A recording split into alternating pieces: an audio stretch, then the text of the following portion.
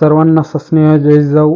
Radhakrishna करहळे official या YouTube चॅनलमध्ये आपल्या सर्वांचे स्वागत करतो. आज आपण या व्हिडिओमध्ये मुख्यमंत्री माझी लाडकी बहीण योजनेचे जे आपण मोबाईलच्या ॲप्लिकेशनद्वारे जे फॉर्म भरलेले आहेत, ज्यामध्ये बऱ्याच जणांनी हे फॉर्म मराठीमध्ये भरलेले आहेत, त्या मराठीमध्ये भरलेल्या अर्जाबाबत महाराष्ट्र शासनाने जी माहिती दिलेली आहे त्याविषयी आपण या व्हिडिओमध्ये जाणून घेणार आहोत.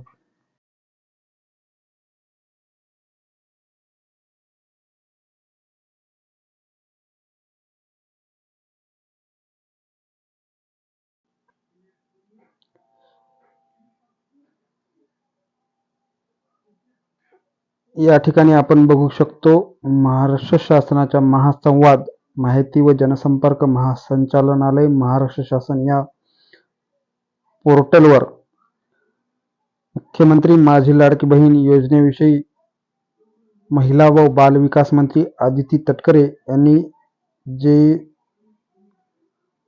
माहिती दिलेली आहे त्याविषयी या ठिकाणी आपण सविस्तर माहिती पाहणार आहोत.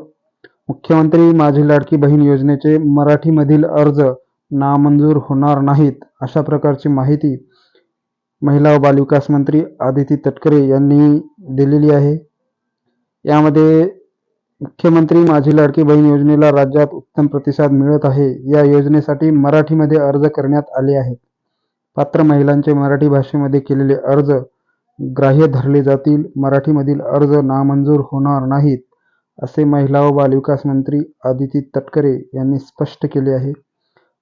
मंत्री तटकरे यांनी अर्जाची प्रक्रिया करत असताना काही तांत्रिक अडचणीमुळे मराठी भाषेतील अर्जाचा विषय चर्चेला आला होता, परंतु ही तांत्रिक अडचण संबंधित बँकेने सोडविली आहे. त्यामुळे मराठीमध्ये केलेले अर्ज स्वीकारले जाणार नाही आहेत. मराठीतील अर्ज नामंजूर किंवा अमान्य होणार नाहीत. मराठीमधील अर्ज पुन्हा इंग्रजी भाषेत करावे लागतील, अशा प्रकारच्या अपप्रचार पसरविण्यात येत आहेत.